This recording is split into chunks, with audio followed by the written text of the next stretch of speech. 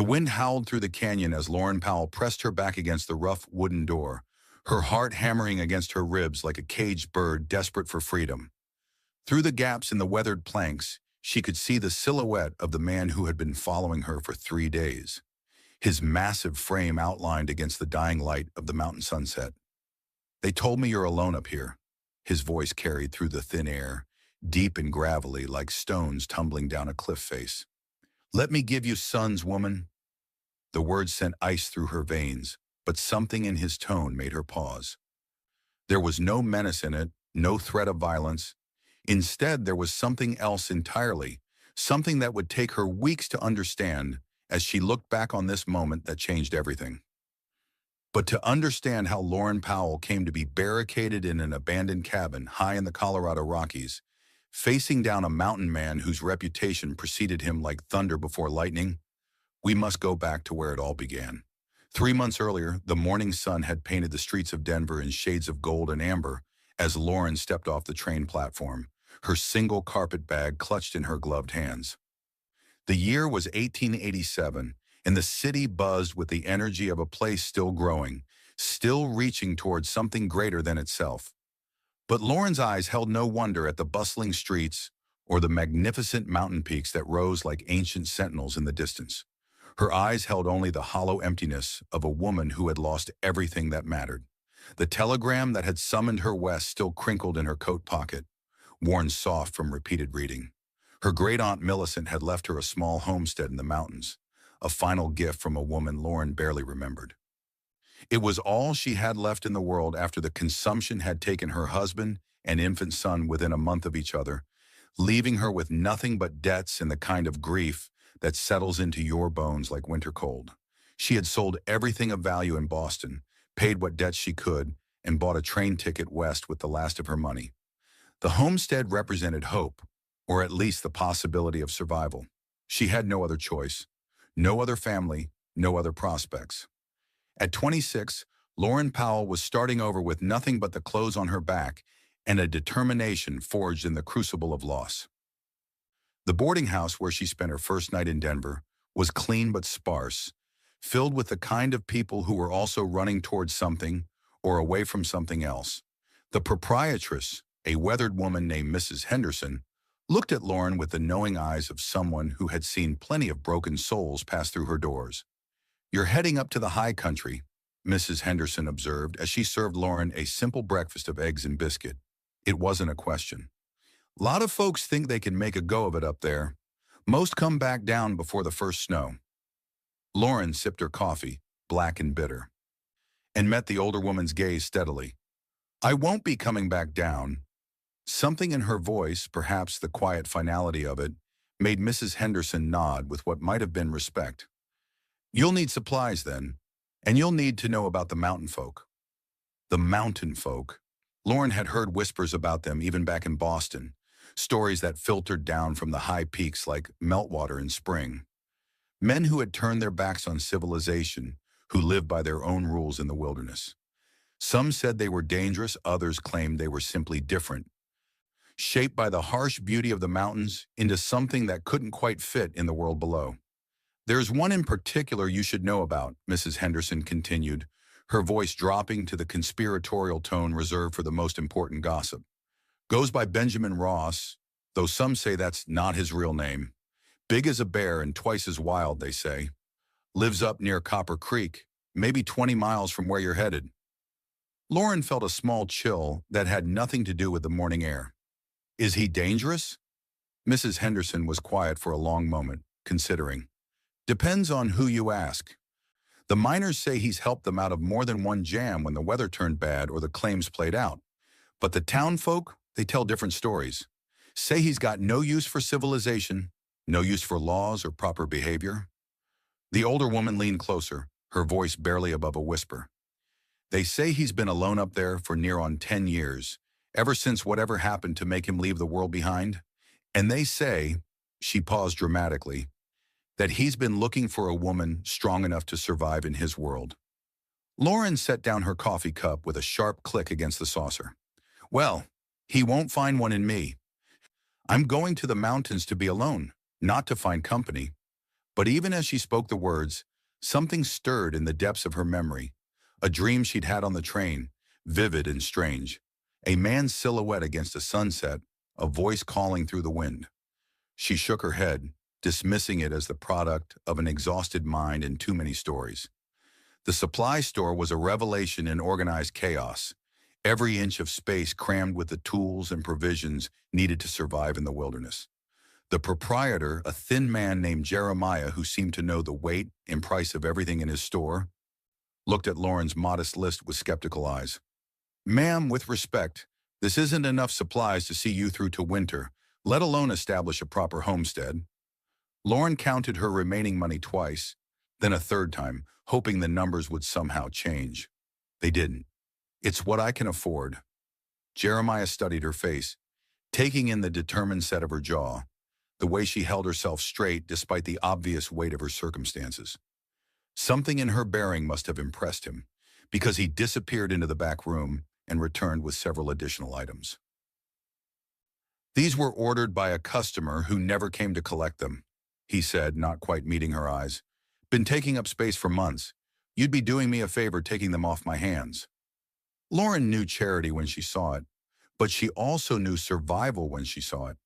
The extra supplies would mean the difference between merely existing and actually having a chance to build something. She accepted them with dignity and gratitude, adding Jeremiah to the small list of people who had shown her kindness in a world that seemed increasingly short on it. The wagon ride up into the mountains was a journey into another world entirely. As the elevation climbed and the air grew thin, the landscape transformed from the rolling hills around Denver into something wild and magnificent. Pine forests stretched as far as the eye could see, broken by meadows carpeted in wildflowers and streams that ran crystal clear over beds of smooth stone. The driver, a grizzled man named Samuel, who had been making this run for 20 years, pointed out landmarks as they climbed. "That's Widow's Peak," he said, indicating a sharp spire of rock that thrust up from the surrounding forest like an accusatory finger. "And over there, that's the beginning of Benjamin Ross's territory."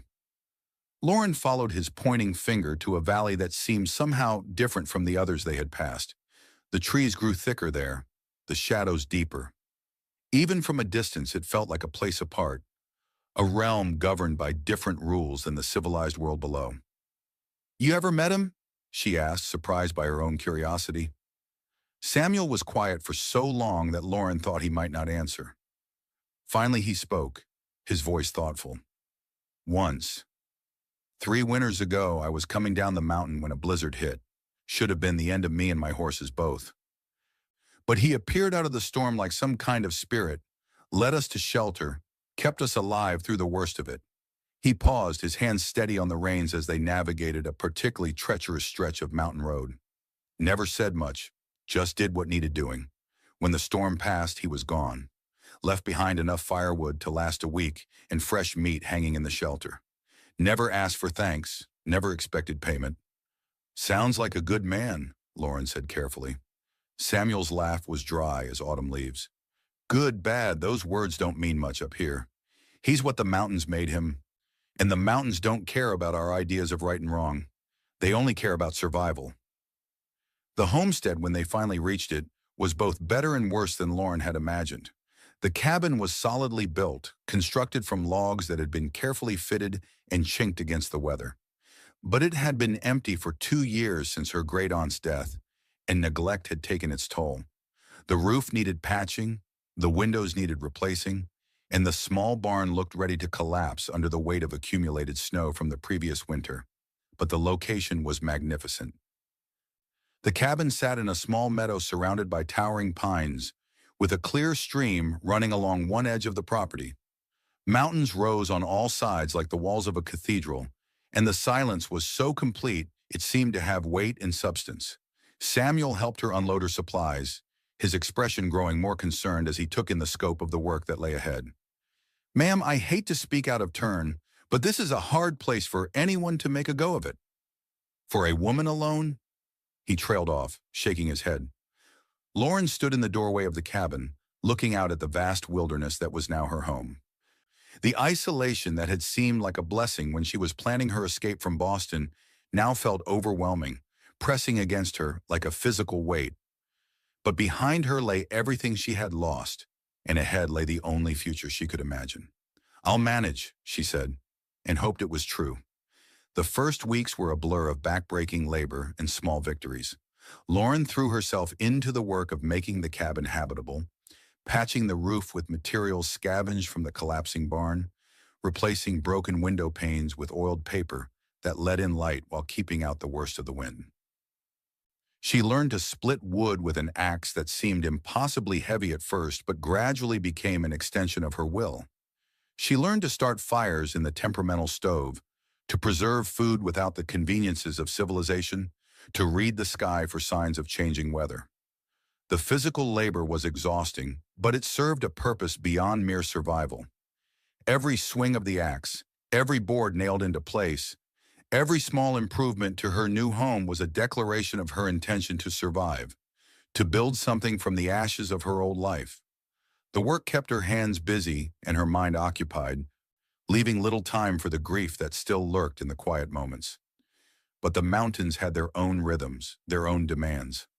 As summer progressed toward autumn, Lauren began to understand the true scope of the challenge she had undertaken. The growing season at this elevation was short, and she had arrived too late to plant more than a small garden. Her supplies, carefully rationed, would not last through a mountain winter. She needed to find additional sources of food and fuel, needed to learn skills that no finishing school in Boston had ever taught. It was during one of her foraging expeditions that she first encountered signs of her mysterious neighbor. She had been following a game trail deeper into the forest than she had ventured before, looking for the wild berries that Mrs. Henderson had told her grew in the high country. The trail led through a grove of aspen trees, whose leaves whispered secrets in the mountain breeze, then opened into a small clearing. In the center of the clearing stood a structure that made Lauren catch her breath. It wasn't quite a cabin, wasn't quite a shelter, but something in between. Built from logs and stones with a craftsmanship that spoke of years of experience, it seemed to grow from the landscape itself, as natural as the trees that surrounded it. Smoke rose from a stone chimney, and the scent of wood smoke and cooking meat drifted on the air. Lauren knew she should leave, should retreat to her own territory and mind her own business. But something held her there, hidden among the aspens, watching. There was something about the place that spoke of solitude chosen rather than imposed, of a life deliberately crafted rather than simply endured. A sound behind her made her turn, and her heart nearly stopped. A man stood at the edge of the clearing, so still he might have been carved from the mountain stone itself. He was tall and broad-shouldered, with dark hair that hung past his collar, and a beard that spoke of months without a razor. His clothes were practical and well-maintained, the kind of garments chosen for durability rather than fashion. But it was his eyes that held her attention, dark and watchful and completely without surprise, as if he had known she was there all along. For a long moment, they simply looked at each other across the clearing. Lauren felt her breath catch in her throat, not from fear but from something else entirely, something she couldn't name. There was a wildness about him that should have frightened her, but instead it stirred something deep in her chest, some recognition that bypassed rational thought entirely. Then he moved, not toward her, but away, disappearing into the forest with a silence that seemed impossible for a man of his size. Lauren stood frozen among the aspens for several minutes after he was gone, her heart beating so hard she was sure it must be audible for miles. When she finally made her way back to her own cabin, she carried with her the image of those dark eyes and the strange certainty that her life in the mountains had just become far more complicated.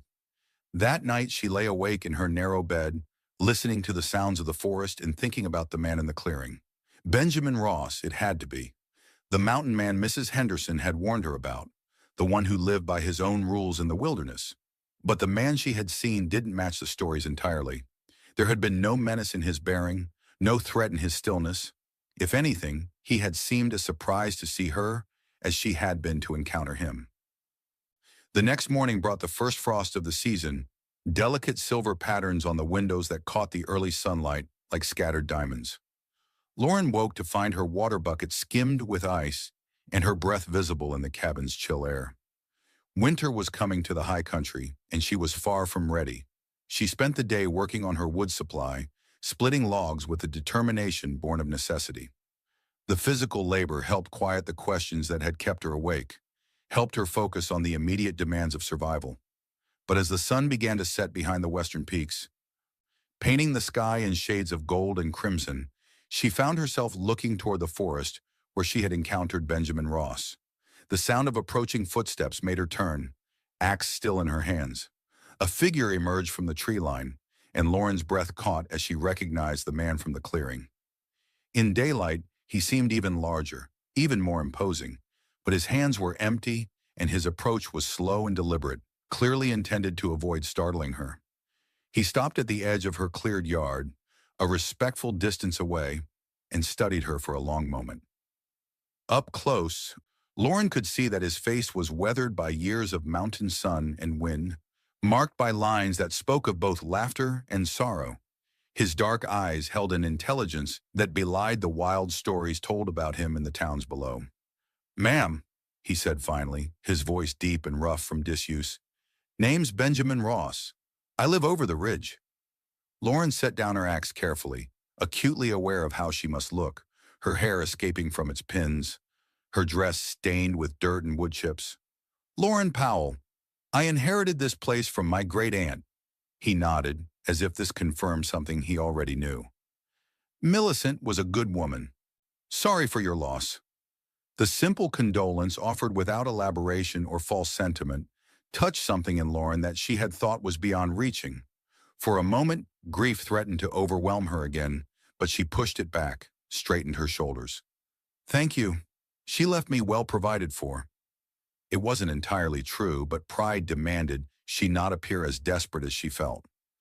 Benjamin's eyes moved over her small woodpile, her partially repaired cabin, the garden that had already succumbed to the frost.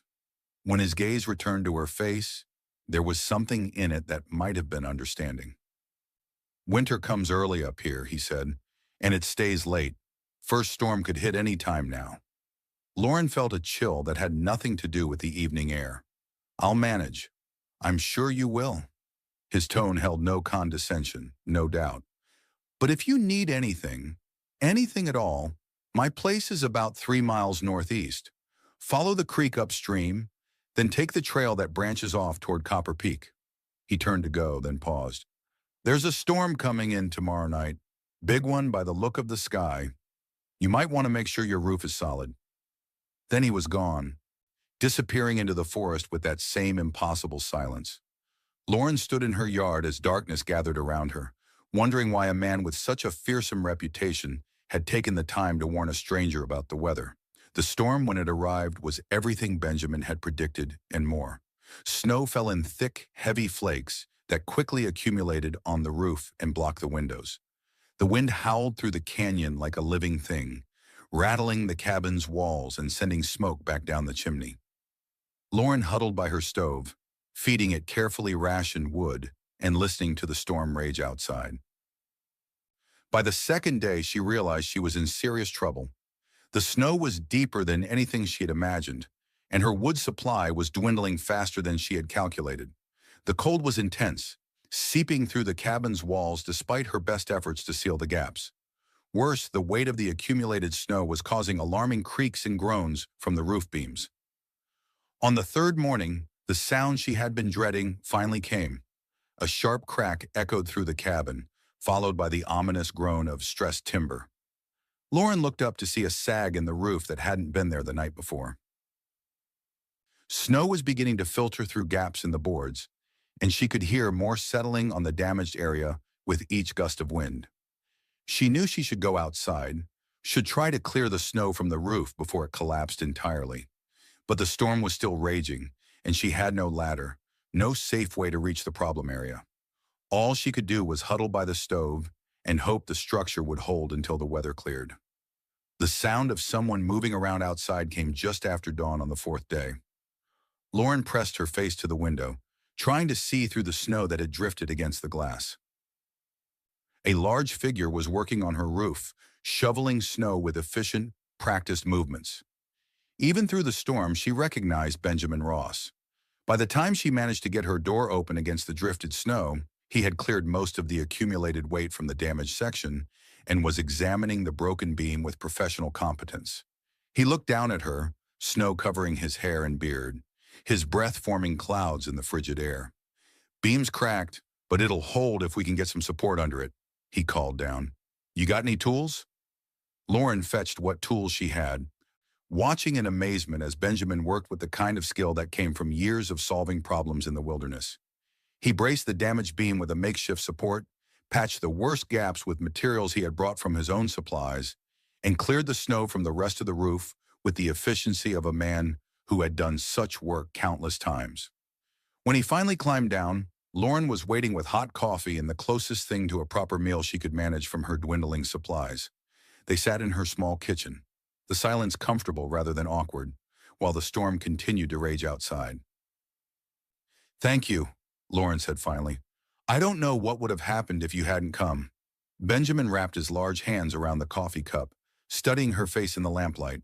"You'd have figured something out. You're tougher than you look." "How can you tell?" "Most folks would have given up and headed back to town by now. You're still here." There was something in his tone that made Lauren look at him more closely. In the warm light of the cabin, she could see details that had been hidden in the forest shadows. His hands, though calloused and scarred from years of hard work, moved with surprising gentleness. His eyes, when they met hers, held depths that spoke of intelligence and pain, and a loneliness that matched her own. "Why did you come up here?" she asked. "To the mountains, I mean." Benjamin was quiet for so long that Lauren thought he might not answer. When he finally spoke, his voice was carefully neutral. "Sometimes a man needs to get away from the world for a while. Sometimes that while turns into years. And sometimes a woman needs the same thing." He nodded, understanding passing between them without need for further explanation. They were both refugees from lives that had become unbearable, both seeking something in the wilderness that civilization couldn't provide. The storm finally broke on the 5th day, leaving behind a world transformed. Snow lay 3 feet deep across the meadow, turning familiar landmarks into abstract sculptures. The air was crystal clear and so cold it seemed to ring like a bell when Lauren stepped outside to survey the damage. Benjamin had already been up for hours, she realized, seeing the path he had cleared from her door to the woodpile and the neat stack of firewood he had replenished from somewhere. He was nowhere to be seen, but his tracks led off toward the forest, and she knew he had returned to his own territory. Over the following weeks, as autumn gave way to the serious business of winter, Lauren found herself thinking about her mysterious neighbor more often than she cared to admit. She didn't see him again, but signs of his presence appeared regularly around her homestead. A deer carcass hung from a tree at the edge of her clearing, properly dressed and ready for preservation. Her woodpile mysteriously replenished itself overnight. Weak spots in her cabin's defenses were reinforced with materials that appeared as if by magic. She never saw him doing these things, never caught him in the act of helping, but she knew it was Benjamin, knew with the certainty that came from some deeper understanding than logic could provide. He was watching over her, protecting her in his own quiet way, asking nothing in return. The realization should have made her uncomfortable. She had come to the mountains to be alone, to escape the complications of human relationships. But instead of feeling imposed upon, she found herself oddly comforted by the knowledge that someone cared whether she survived the winter. The first major blizzard of the season struck in early December, a howling monster of wind and snow that lasted for 6 days. Lauren rode it out in her reinforced cabin, warm and well-supplied thanks to Benjamin's anonymous contributions. When the storm finally passed, she woke to find a path shoveled from her door to the stream and a message written in the snow near her woodpile. "More storms coming. Stay warm." The simple words written in Benjamin's careful script made something warm bloom in Lauren's chest. She stood in the snow for a long time, looking at the message, before the wind began to erase it letter by letter. That evening, she made a decision that surprised her. She prepared a proper meal, the best she could manage from her supplies, and packed it in a basket along with a loaf of bread she had baked that morning. Then she put on her warmest clothes and set out into the forest, following Benjamin's directions toward his home. The 3-mile journey took her over an hour in the deep snow, but Lauren was stronger now than she had been when she first arrived in the mountains. The physical demands of her new life had changed her, building muscle and endurance she had never possessed. More importantly, it had given her a confidence in her own capabilities that she had never known she could have. Benjamin's home, when she finally reached it, was everything she had expected and nothing she had imagined. The structure was larger than her own cabin, built with the kind of craftsmanship that spoke of both skill and time. But it was the setting that took her breath away. The cabin sat in a natural amphitheater of stone and timber, protected from the worst winds but open to the southern sun. A hot spring steamed in a natural pool nearby, and the sound of running water provided a constant, soothing backdrop. Benjamin emerged from the cabin as she approached, moving with that same careful deliberation she had come to associate with him. In the lamplight spilling from his windows, he looked like something from a fairy tale, a figure of myth and legend made real. Lauren! Her name on his lips sounded different somehow, weighted with meaning she couldn't quite decipher. Is everything all right? She held up the basket, suddenly feeling foolish. I brought dinner, to thank you for all the help. Something shifted in his expression, surprise giving way to something that might have been pleasure. You didn't need to do that. I wanted to. He studied her face for a long moment, then stepped aside to let her enter his home. The interior was a revelation of comfort and craftsmanship. The main room was dominated by a massive stone fireplace that radiated warmth throughout the space. Handmade furniture, simple but beautifully crafted, provided seating and storage. Books lined shelves along one wall, more books than Lauren would have expected to find in such a remote location. You read, she said, running her fingers along the spine of a volume of Shakespeare. Long winters, Benjamin said simply. A man needs something to occupy his mind. They shared the meal she had brought, sitting by the fire while snow began to fall again outside. The conversation came easier than Lauren had expected, ranging from practical matters of mountain survival to more philosophical discussions about books and ideas. Benjamin, she discovered, was far more educated than his reputation suggested. A man who had chosen solitude not from ignorance, but from a deep understanding of both civilization and its limitations. What did you do before? Lauren asked as the evening grew late. Before you came to the mountains? Benjamin stared into the fire for a long moment, his expression unreadable. I was a different man then, had a different life, different responsibilities, different failures. The pain in his voice was unmistakable, and Lauren recognized it because it matched her own. They were both carrying wounds that had driven them to seek healing in the wilderness, both trying to build new lives from the ruins of old ones. I lost my husband and son, she said quietly. Consumption took them both within a month. I couldn't stay in Boston after that. Too many memories, too many ghosts. Benjamin's eyes found hers across the firelight. I'm sorry. That's a hard burden to carry. What's your burden? He was quiet for so long that Lauren thought he wouldn't answer. When he finally spoke, his voice was barely above a whisper. I was a soldier, did things in the war that a man shouldn't have to do. Came home to find my wife had died while I was gone. Died thinking I was never coming back. My daughter, his voice broke slightly. My daughter didn't know me. I was a stranger to her, and she was afraid. The pain in his confession was raw and immediate, and Lauren felt her heart break for this man who had lost everything that mattered and blamed himself for the loss. Without thinking, she reached across the space between them and took his hand in hers. It wasn't your fault, she said firmly. The war, your wife's death, none of it was your fault. Benjamin looked down at their joined hands, his expression wondering. How can you be so sure? Because I've learned the difference between the things we can control and the things we can't. Grief teaches you that if you let it. They sat in comfortable silence after that, hands still joined, watching the fire burn down to embers. Outside, the snow continued to fall, but inside Benjamin's cabin, Lauren felt a peace she hadn't known since before her own losses began. When she finally rose to leave, Benjamin insisted on walking her home, carrying a lantern to light their way through the forest. At her door, they paused, neither quite ready to end the evening. The snow had stopped, and the sky was beginning to clear, revealing stars so bright they seemed close enough to touch. Thank you, Lauren said, for dinner, for the company, for everything you've done to help me. Thank you for coming. It's been a long time since I had someone to share a meal with. There was something in his voice, a loneliness so profound it made Lauren's chest ache. On impulse, she rose on her toes and kissed his cheek, a brief contact that left them both breathless. "Good night, Benjamin."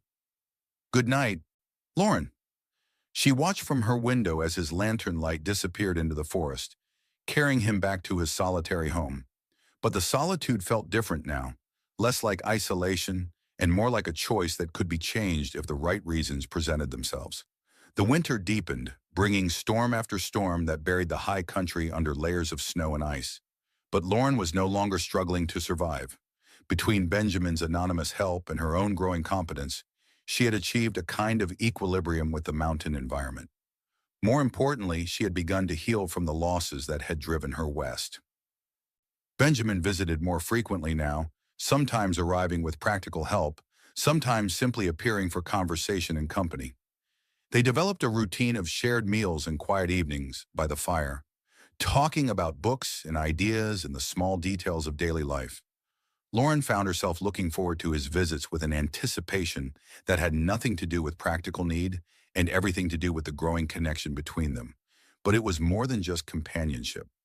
Lauren was falling in love, though she was careful not to examine that feeling too closely.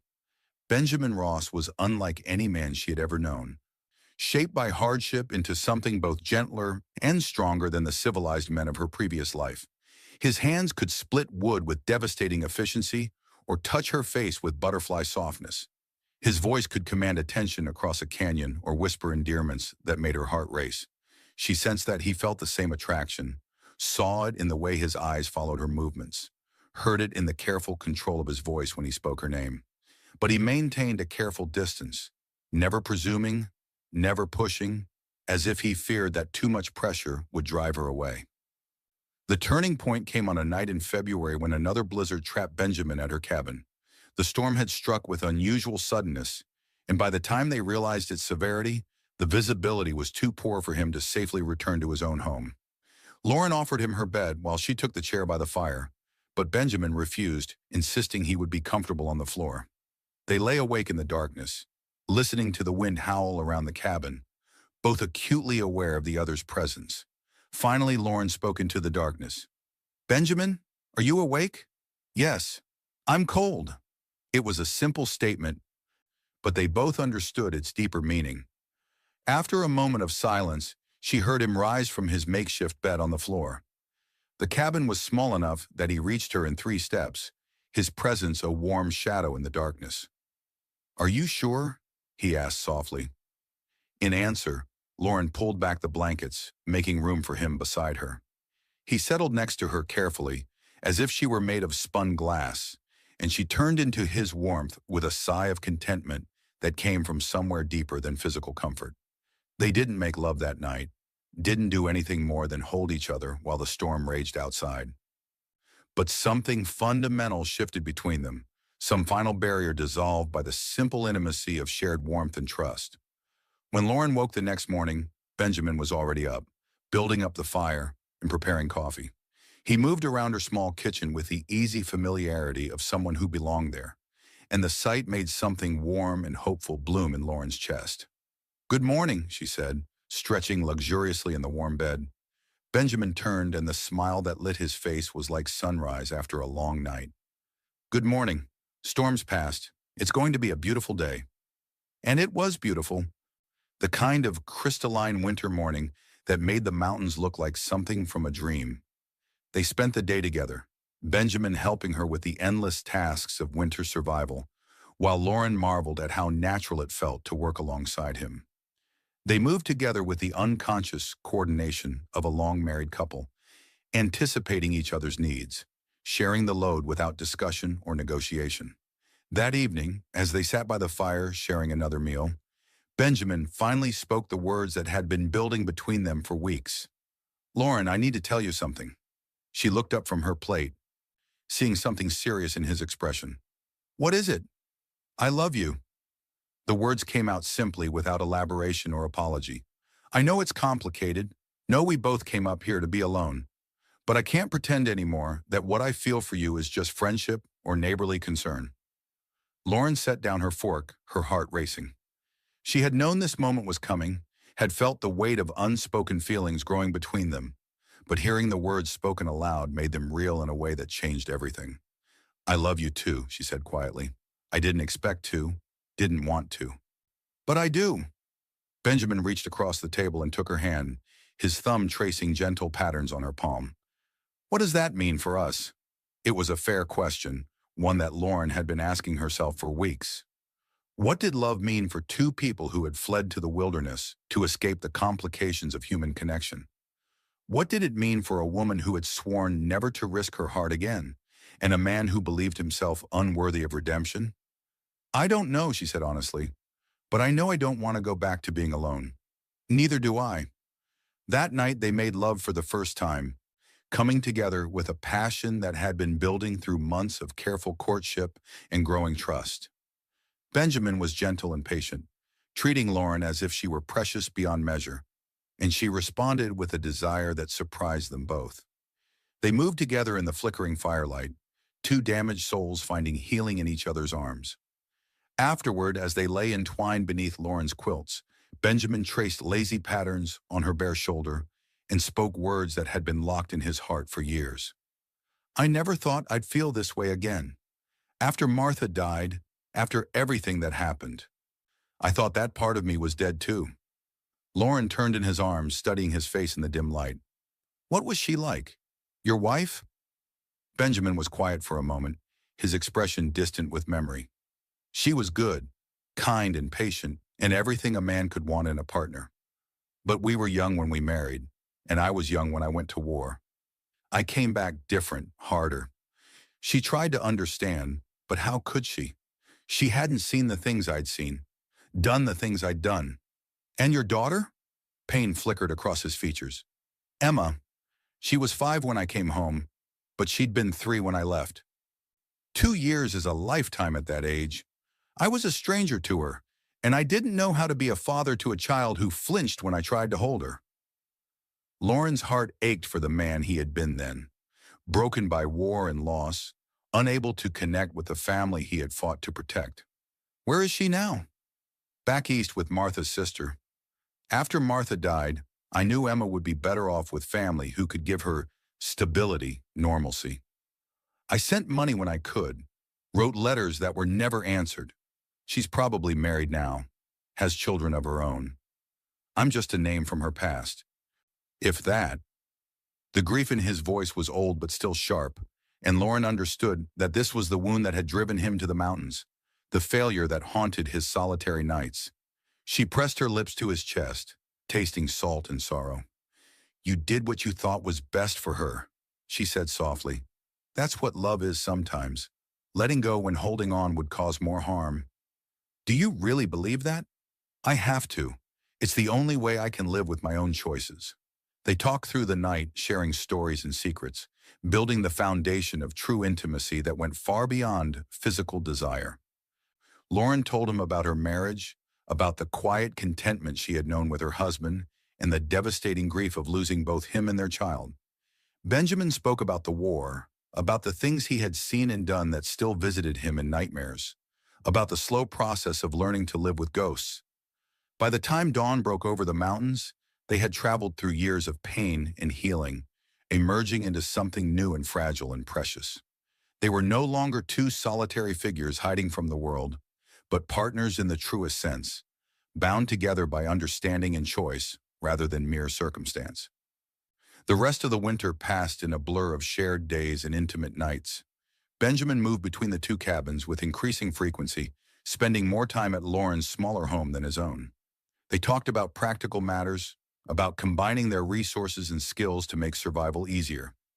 But beneath the practical discussions lay deeper questions about what they were building together. Spring, when it finally arrived, brought both hope and uncertainty. The snow began to melt, revealing a world that had been hidden for months beneath winter's blanket. Streams ran high with snowmelt. Wildflowers pushed through the last patches of snow, and the air filled with the sounds of returning life. It also brought visitors. Lauren was working in her garden, preparing the soil for planting, when she heard the sound of approaching horses. She looked up to see 3 men riding into her clearing, their faces hard and their intentions unclear. Benjamin was at his own cabin, working on repairs to his winter-damaged roof. Too far away to help if these visitors meant trouble. The leader of the group, a thin man with cold eyes and a badge pinned to his vest, dismounted and approached her with the swagger of someone accustomed to authority. "Ma'am, I'm Sheriff Coleman from Leadville. We're looking for a man goes by Benjamin Ross. Heard he might be in these parts." Lauren's blood went cold, but she kept her expression carefully neutral. "I'm sorry, Sheriff, but I don't know anyone by that name." Coleman's eyes narrowed, and he studied her face with the intensity of a man trained to spot lies. "That's funny because we heard different. Heard there was a woman living up here, and that Ross had taken quite an interest in her welfare. I live alone, Sheriff. Have since I arrived last summer." One of the other men, a deputy with a mean smile, spoke up. "Mind if we take a look around? Just to satisfy ourselves that you're telling the truth?" Lauren knew she couldn't refuse without raising more suspicion, but the thought of these men searching her home, violating the sanctuary she and Benjamin had built together, made her sick with anger and fear. "Of course," she said with as much dignity as she could muster, "though I'm not sure what you expect to find." They searched the cabin with the thoroughness of men who knew what they were looking for, examining every corner, every hiding place. Lauren watched with growing dread, knowing that evidence of Benjamin's presence was everywhere for eyes trained to see it. The extra clothes in her wardrobe, the larger boots by the door, the second cup on the table from their breakfast that morning. Sheriff Coleman emerged from the bedroom holding one of Benjamin's shirts, his expression triumphant. "Mighty big shirt for a woman living alone." Lauren's mind raced, searching for an explanation that wouldn't sound like the lie it was. "It belonged to my late husband. I kept some of his things for sentimental reasons." "Your late husband must have been a giant of a man. He was tall." "Yes." Coleman wasn't buying it. Lauren could see that in his eyes. But before he could press further, the sound of approaching footsteps made them all turn. Benjamin emerged from the tree line, moving with that careful control that Lauren had learned meant he was prepared for violence. "Afternoon, gentlemen," he said, his voice calm and level. "Something I can help you with." The tension in the clearing ratcheted up immediately. The three lawmen spread out, hands moving instinctively toward their weapons.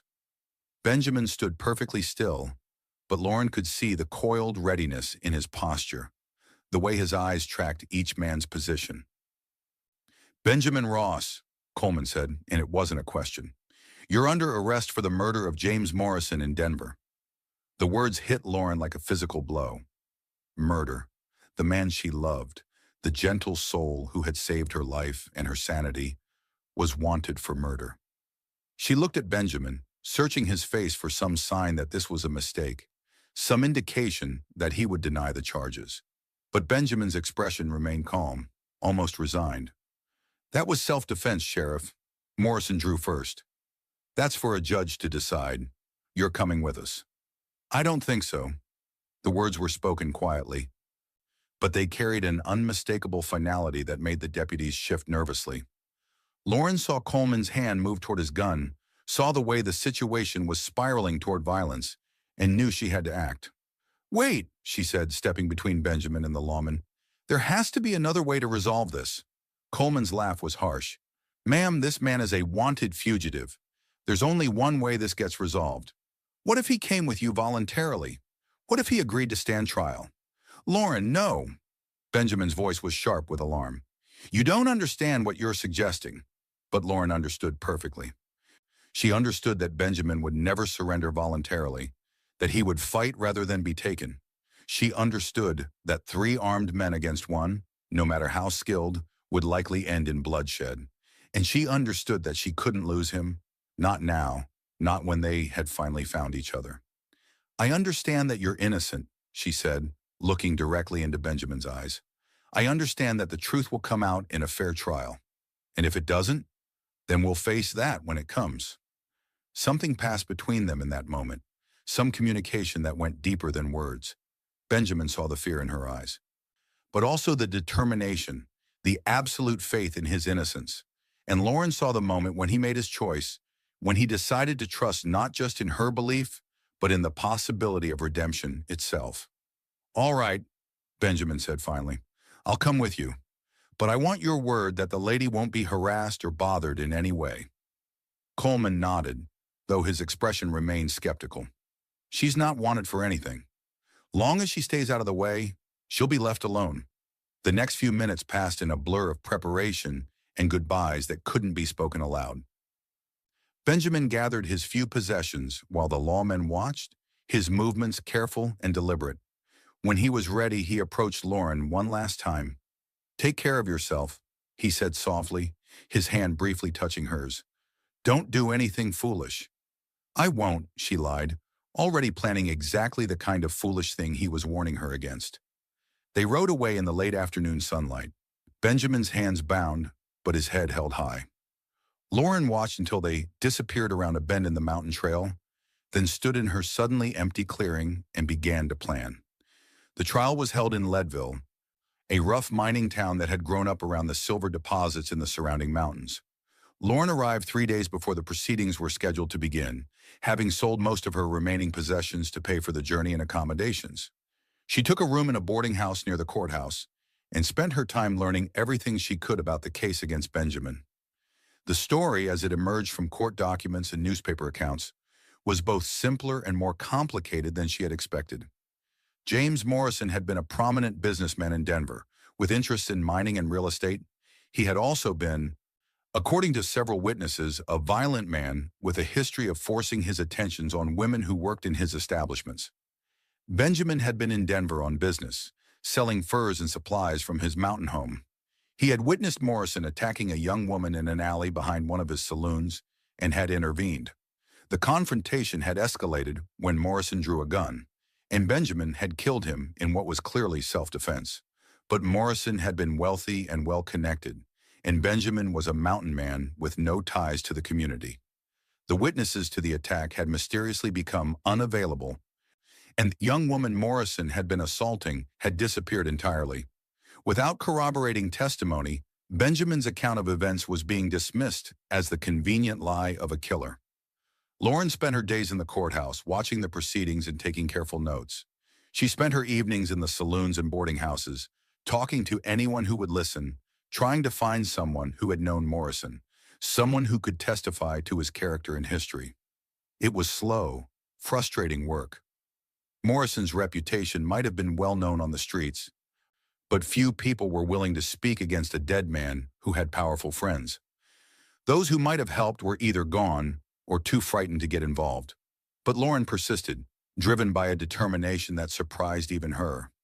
The grief-stricken woman who had fled Boston less than a year ago was gone, replaced by someone harder and more focused. She had found her purpose in saving the man she loved, and she pursued it with single-minded intensity. The breakthrough came on the 4th day of the trial, when Lauren was having dinner in a small restaurant near the courthouse. A woman approached her table, middle-aged and nervous, glancing around as if she expected to be overheard. "You're the one asking questions about James Morrison?" the woman said without preamble. Lauren nodded, gesturing to the empty chair across from her. "Please sit down. Can I buy you dinner?" The woman shook her head but remained standing. "I can't stay long, but I heard what you've been trying to do, and I thought you should know. Morrison attacked my daughter 2 years ago, beat her so bad she nearly died. But when we tried to press charges, his lawyers made it clear that we'd regret it if we pursued the matter. Would your daughter be willing to testify? She's dead. Took her own life 6 months after the attack. Couldn't live with what he'd done to her." The woman's pain was raw and immediate, and Lauren felt her heart break for this mother's loss. But she also felt a spark of hope. Here was someone with direct knowledge of Morrison's character, someone with reason to want the truth told. "I'm sorry for your loss," Lauren said gently. "But if you testified about what Morrison did to your daughter, it could help prove that Benjamin Ross was telling the truth about defending another woman." The woman was quiet for a long moment, wrestling with fear and grief and the desire for justice. Finally, she nodded. "I'll do it. That monster destroyed my family.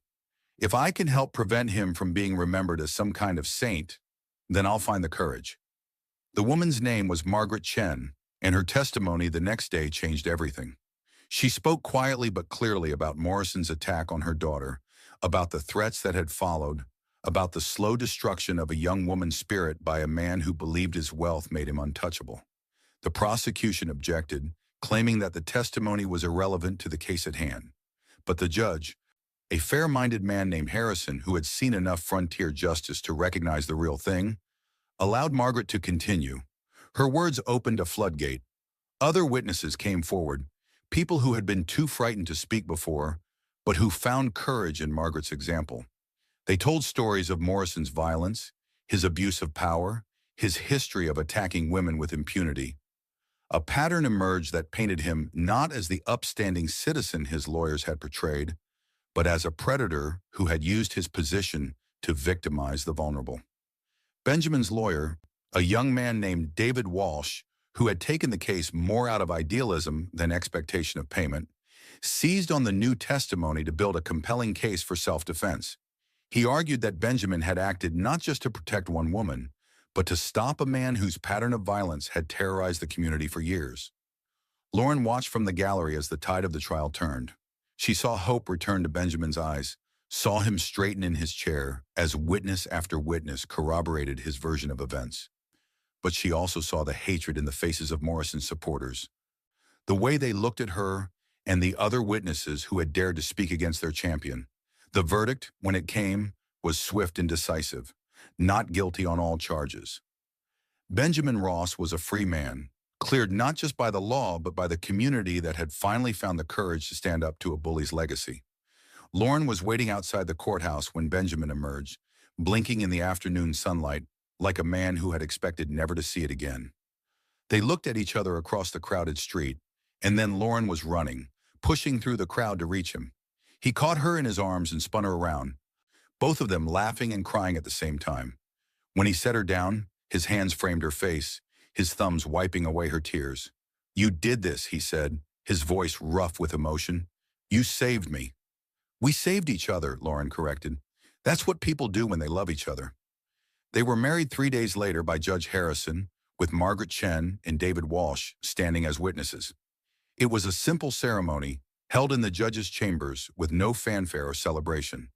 But as Lauren spoke her vows, promising to love and honor the man who had become her whole world, she felt a completeness she had never known existed. The journey back to the mountains was like a homecoming and a new beginning all at once. They traveled slowly, in no hurry to return to the world they had built together, talking about their plans for the future. Benjamin wanted to expand his trapping operation, maybe take on a partner to help with the work. Lauren dreamed of a larger garden, maybe some chickens, the small domestic touches that would make their mountain home truly complete. But it was more than practical plans that occupied their conversations. They talked about the trial, about the courage it had taken for people like Margaret Chen to speak the truth. They talked about justice and redemption, about the possibility of starting over, no matter how dark the past might be. "Do you ever regret it?" Benjamin asked as they made camp on their second night out from Leadville. "Giving up your old life? Coming to the mountains?" Lauren considered the question as she watched the fire dance between them. A year ago, she had been a different person entirely, a woman defined by loss and limited by convention. Now she was someone she barely recognized, someone stronger and more complete than she had ever imagined possible. "No," she said finally, "I regret the losses that brought me here, but I don't regret the choice to come. If I hadn't, I never would have found you. I never would have found myself." Benjamin reached across the fire and took her hand, his thumb tracing the simple gold band he had placed there 3 days earlier. "I spent 10 years in these mountains thinking I was hiding from life. Turns out I was just waiting for the right person to help me live it." They reached home on a perfect spring morning, the kind of day that made the mountains look like something from a fairy tale. The cabin sat in its meadow exactly as they had left it, but it looked different somehow, more welcoming, more permanent. This was no longer a refuge from the world, but a foundation for building something new within it.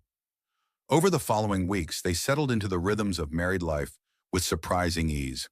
Benjamin moved his belongings to Lauren's smaller cabin, though they kept his original home as a workshop and storage space. They worked together on improvements and repairs, their different skills complementing each other perfectly. But the most significant change was less tangible, more a matter of atmosphere than architecture. The loneliness that had defined both their lives was gone, replaced by a contentment that went bone deep. They had found in each other not just love but partnership, not just passion but peace. The first sign that their family would grow came in early summer, when Lauren began experiencing the familiar symptoms she remembered from her first pregnancy. The realization filled her with a complex mixture of joy and terror, hope and fear that left her speechless for days. She told Benjamin on a warm evening in July, as they sat on the porch watching the sunset behind the western peaks. The words came out in a rush, tumbling over each other in her nervousness. "I'm pregnant." Benjamin went very still, his coffee cup frozen halfway to his lips. For a moment, Lauren feared she had made a mistake, that the prospect of children would send him running back to his solitary existence. Then he set down the cup and turned to her, his face transformed by a joy so pure it took her breath away. "Are you sure?" "As sure as I can be." "Benjamin, I know this changes things. No, it's not what we planned." He silenced her with a kiss that tasted of coffee and promises, and a future neither of them had dared to imagine. When they broke apart, his eyes were bright with unshed tears. "I love you," he said simply. "I love you, and I love the child you're carrying, and I love the life we're building together. Nothing has ever felt more right." The pregnancy progressed smoothly through the summer and into the autumn. Lauren felt stronger and healthier than she had during her first pregnancy, perhaps because of the physical demands of mountain life, perhaps because of the emotional security of her marriage to Benjamin. He was attentive without being overbearing, protective without being possessive, and his excitement about the coming child was infectious. They spent the long winter evenings planning and preparing, Benjamin crafting a cradle from mountain pine, while Lauren sewed tiny clothes and blankets. They talked about names and futures, about the kind of parents they wanted to be, and the kind of world they hoped to give their child. "What if something goes wrong?" Lauren asked one night, voicing the fear that haunted her quiet moments. "What if I lose this baby too?" Benjamin set aside the cradle he was working on and pulled her into his arms. "Then we'll face it together, just like we faced everything else. But Lauren, you can't live your life preparing for tragedy. Sometimes you have to have faith that good things can happen too." His words became a touchstone for her during the difficult final months of pregnancy. When fear threatened to overwhelm her, she remembered his voice in the darkness, steady and sure, and full of love. She learned to trust not just in his strength, but in her own, to believe that she was capable of bringing new life into the world and nurturing it to adulthood. The baby came on a cold March morning, arriving with the same determination that had brought both parents to the mountains. Benjamin delivered his own son with hands that shook with emotion but never wavered in their purpose. When he placed the tiny, perfect child in Lauren's arms, they both wept with joy and relief and overwhelming love. "What should we call him?" Lauren asked, studying the small face that already showed hints of both parents' features. Benjamin was quiet for a moment, his finger tracing the baby's tiny hand. "I'd like to call him Thomas after my father. Tom for short." "Thomas Ross," Lauren said, testing the name. "It sounds strong. It sounds like someone who belongs in the mountains." And he did belong. This child born of love and determination in the wild beauty of the high country. As he grew from infant to toddler, Tom displayed the same resilience that had brought his parents together, the same ability to thrive in challenging circumstances. The years that followed were the happiest of Lauren's life. She and Benjamin built their mountain empire one day at a time, expanding their homestead, improving their living conditions, creating a life that was both comfortable and sustainable. Benjamin's trapping business prospered, and Lauren's gardens provided more food than they could use, allowing them to trade surplus for the manufactured goods they couldn't make themselves. But their greatest success was their marriage itself, the partnership they had forged from shared hardship and mutual respect. They worked together, played together, raised their son together with a harmony that seemed effortless, but was actually the result of constant attention and care. Tom grew into a bright, curious child who treated the mountains as his personal playground. By the age of 5, he could track animals, identify edible plants, and read weather signs with an accuracy that amazed visitors from the lowlands. He was equally at home with his father's practical skills and his mother's books, a child of two worlds who seemed destined to bridge the gap between civilization and wilderness. The second child, a daughter they named Emma in honor of Benjamin's lost daughter, arrived when Tom was 3. She was different from her brother, quieter and more contemplative, but equally at home in the mountain environment. Lauren often found her sitting by the stream, watching the water flow over the rocks with an intensity that suggested deep thoughts. "What do you think about when you sit there?" Lauren asked one afternoon, settling beside her 4-year-old daughter on the bank. Emma considered the question with the seriousness she brought to everything. "I think about how the water knows where to go, even though nobody tells it. I think about how the mountains stay the same, but everything else changes." It was a profound observation from such a young child, and it reminded Lauren of how much her own perspective had changed since coming to the mountains. She had arrived as a refugee from tragedy, seeking only survival and solitude. She was leaving as a woman who had found her place in the world, who had built something lasting and beautiful from the ashes of loss. Because they were leaving, though not by choice, the outside world, which had seemed so distant during their years of mountain isolation, was finally catching up with them. Mining operations were expanding into areas that had once been pristine wilderness. Railroad lines were being planned that would bring easy access to previously remote valleys. The federal government was talking about creating forest reserves that would limit private ownership of mountain land. Change was coming to the high country, whether they welcomed it or not. The question was whether they would be part of that change or victims of it. "We could fight it," Benjamin said one evening as they discussed their options. "We could hire lawyers, challenge the government's right to take our land." "And what would that accomplish?" Lauren asked. "Even if we won, we'd spend years in court battles, years watching our home become a battleground. Is that the legacy we want to leave our children?" They had been having this conversation in various forms for months, ever since the first surveyors had appeared in their valley. Both of them felt the weight of the decision they faced, the knowledge that whatever they chose would determine not just their own future, but their children's as well. "There's another option," Lauren said finally. "We could leave on our own terms, while we still have a choice in where we go and how we go." Benjamin was quiet for a long time, staring into the fire that had warmed so many of their evening conversations. When he spoke, his voice was heavy with sadness, but also with acceptance.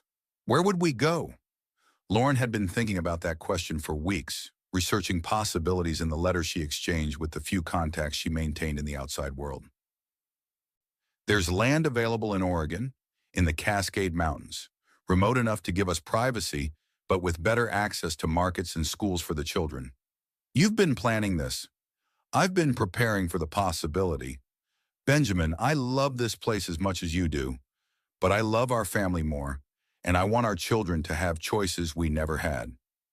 It was a conversation that continued for weeks, sometimes heated, sometimes sad, but always honest. They walked their land together, visiting the places that held special meaning, trying to imagine life elsewhere. They talked to Tom and Emma about the possibility of moving, explaining in terms the children could understand why they might need to leave the only home they had ever known. The decision, when it finally came, was precipitated by an encounter that reminded them both of how much the world had changed around them. Lauren was working in her garden when she heard voices approaching through the forest. She looked up to see 3 men in suits picking their way carefully through the underbrush, clearly out of their element in the wilderness setting. The leader of the group, a thin man with pale skin and soft hands, introduced himself as a representative of the Colorado Land Development Company. He had come, he explained, to discuss the purchase of their property for development as a mining camp. "We're prepared to offer a fair price," he said, producing a document from his briefcase. "More than fair, actually, considering the remote location and limited development potential." Lauren looked at the offered sum and felt a cold anger rise in her chest. It was less than half what she estimated their improvements alone were worth, never mind the land itself. "This isn't a fair offer," she said calmly. "It's an insult." The man's smile never wavered, but something cold flickered in his eyes. "Ma'am, I think you may be overestimating the value of wilderness property.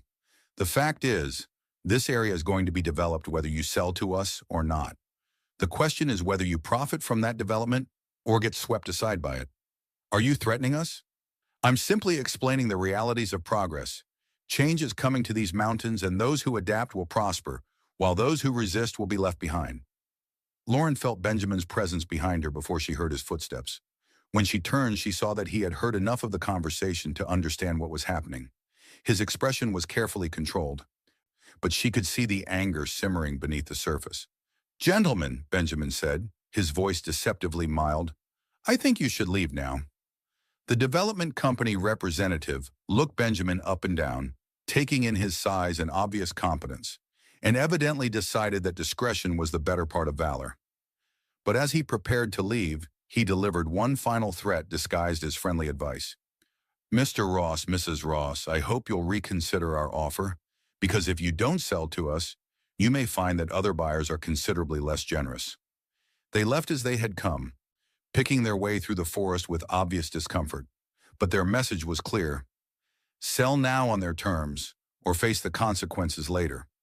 That night, Lauren and Benjamin made their final decision. They would leave the mountains, but they would leave as victors rather than victims. They would sell their property, but to someone who would respect what they had built rather than destroy it for profit. The buyer they found was a surprise, Margaret Chen, the woman whose testimony had helped free Benjamin from the murder charges. She had prospered in the years since the trial, investing wisely in mining stocks and real estate. More importantly, she understood the value of what Benjamin and Lauren had created. "I don't want to change anything," she assured them as they walked the property together. "I want to preserve it, maybe use it as a retreat from the city, a place where people can remember what the world looked like before we covered it with buildings and smoke." The price she offered was more than fair, enough to allow the Ross family to buy good land in Oregon and start over with financial security. But more than the money, her respect for what they had built made the transaction feel like a victory rather than a defeat. The last few weeks in their mountain home were bittersweet. Lauren found herself memorizing details she had taken for granted. The way the morning light fell across the meadow, the sound of the stream running over the rocks, the particular quality of silence that existed only in the high country. Benjamin was quieter than usual, spending long hours walking the trails he had carved through the forest, visiting the places that held the most meaning for him. Lauren understood that he was saying goodbye not just to a home, but to a version of himself that had been shaped by this particular wilderness. The children, resilient as always, adapted to the idea of moving with the flexibility of youth. Tom was excited about the prospect of new adventures, new mountains to explore.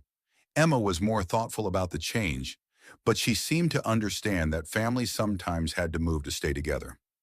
On their last morning, Lauren woke before dawn and walked alone to the spot where she had first encountered Benjamin in the forest clearing. The structure he had built there was gone, dismantled and moved to his main cabin years earlier. But the clearing remained, peaceful and timeless, a reminder of the moment when her new life had truly begun.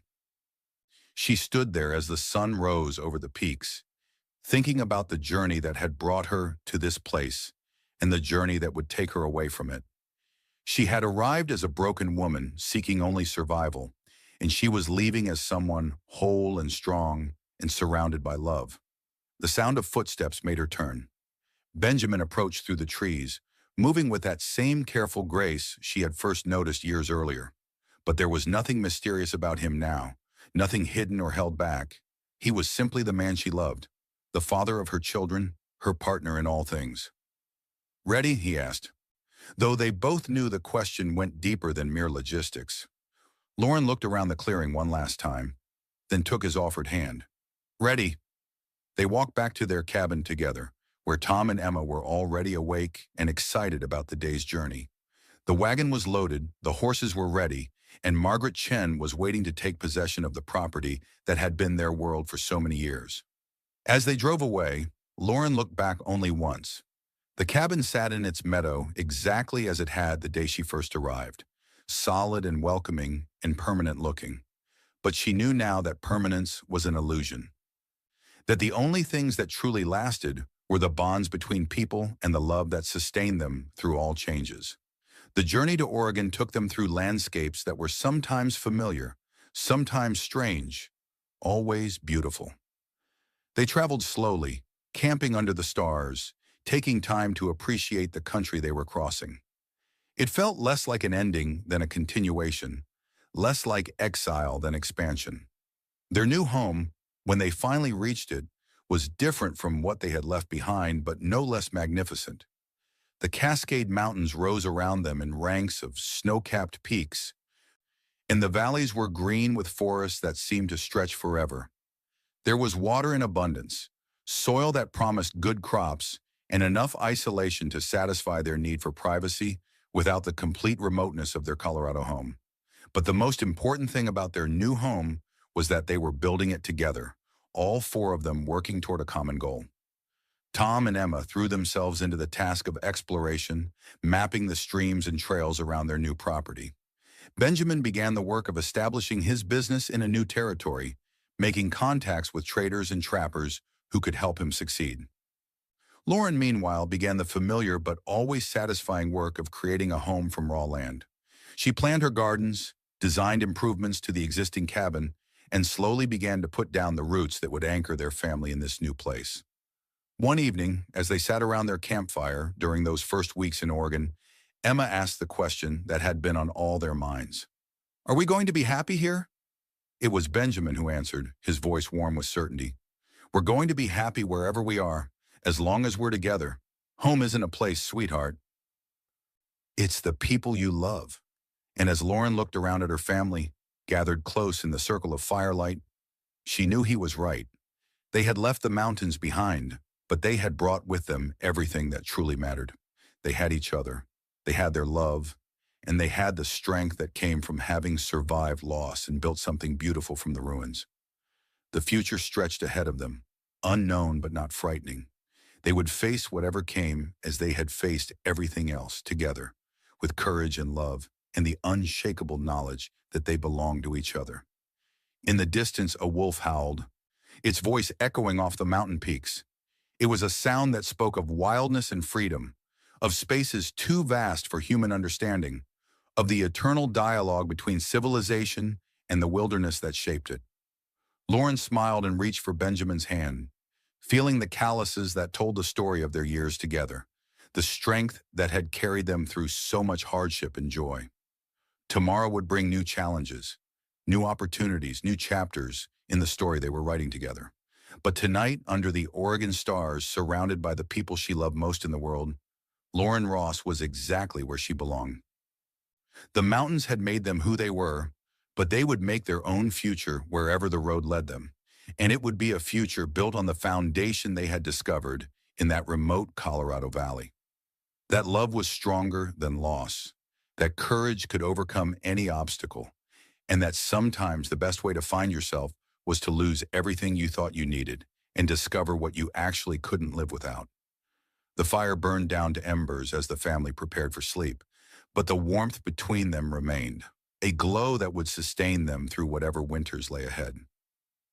They had learned the most important lesson the mountains could teach, that home was not a place you found, but a life you built, one day at a time, with the people who mattered most. And in the morning, they would begin building it all over again.